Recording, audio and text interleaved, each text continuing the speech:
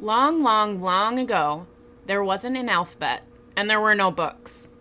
People would often communicate through cave paintings. On cave walls, cavemen could tell stories with pictures. The first cave paintings that were discovered were in Altamira Cave. Some of the bisons that were painted here are 8 feet long. Later, there was another cave that was discovered in Lascaux, France. These paintings are especially interesting because there were animals that were painted from different time periods. This means that they were using this cave to make paintings for a long time. Because there was no alphabet, they would sign their artwork with a negative handprint, painting outside of their hand and leaving the inside of the hand blank. Now let's create our own cave drawing. You're going to want to get a brown piece of paper, or if you're at home, you could use a white piece of paper, or you could color a piece of paper brown. Now I'm first going to trace my hand very carefully. I'm really going to take my time with this so that I don't accidentally mess up. I'm just tracing around and around each finger. This is going to be our handprint, or our signature for our painting. Now I'm going to scribble outside of my fingers. Remember when we looked at that picture of their signature hands?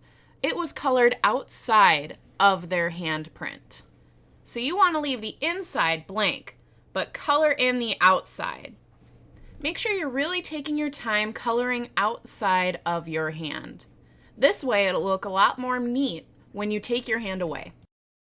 Now I'm going to start drawing some animals with a brown crayon. So I just drew a circle for the body, a line for the neck, and a circle for the head. And I'm drawing some antlers on this one, because this one is going to be a deer. I drew some lines for the feet too. The next animal that I decided to draw was a mammoth. So I made a big circle for the body, a shorter line for the neck, and a circle for the head.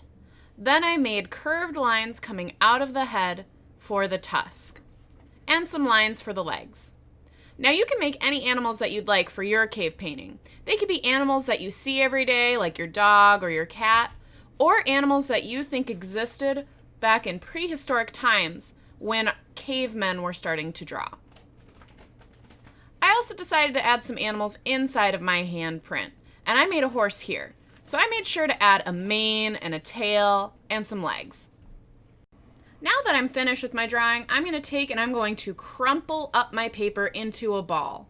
This is going to give my paper some more texture, and I'm hoping that it'll make it look more like a cave wall. So I'm taking my time, I'm really scrunching it, and I'm going to open it up and take a look and see if I like how it looks.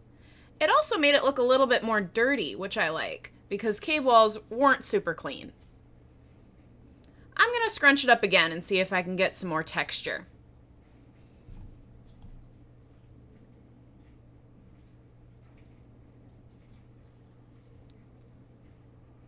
There, I like how that one looks. Now you may get some small tears in your artwork, and that's okay, as long as they aren't super big tears. We want to be careful with our artwork still.